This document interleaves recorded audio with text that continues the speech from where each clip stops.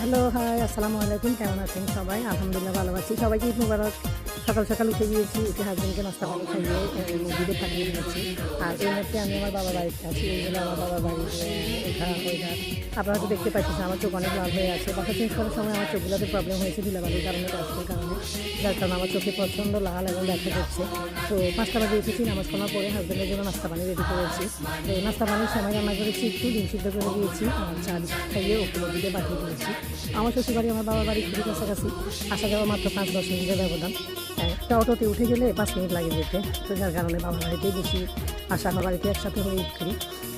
তো যাই হোক, সবাই ঈদ মুবারক। কেমন আছেন সবাই? এই রমজান মাসে কেমন কাটলো? আলহামদুলিল্লাহ আমাদের রমজান শেষে অলরেডি আমরা এখন ঈদ করতে সবাই গ্রামে আছি। তো যাই হোক, ঈদের পরে ভালোভাবে খাবার খেতে হবে, স্বাস্থ্যসম্মত খাবার খেতে হবে। হুটহাট সব কিছু খাওয়া যাবে না, তাহলে প্রবলেম হবে, যাইতে ডিস্টার্ব করতে পারবে। যাই হোক, সবাই ভালো থাকবেন। আসসালামু আলাইকুম। ঈদ মুবারক। ভালো থাকবেন, আমার জন্য দোয়া করবেন। আর চোখ ফুলে গেছে, কারণ আমি বাসা চেঞ্জ করেছি, ডাস্টের কারণে, ধুলাবালুর কারণে আমার চোখগুলো ফুলে লাল হয়ে গেছে। তো শারীরিকভাবে একটু অসুস্থ আছি, চোখে ব্যথা করতেছে, তাও আলহামদুলিল্লাহ ভালো আছি। সবাই দোয়া করবেন। আল্লাহ হাফেজ।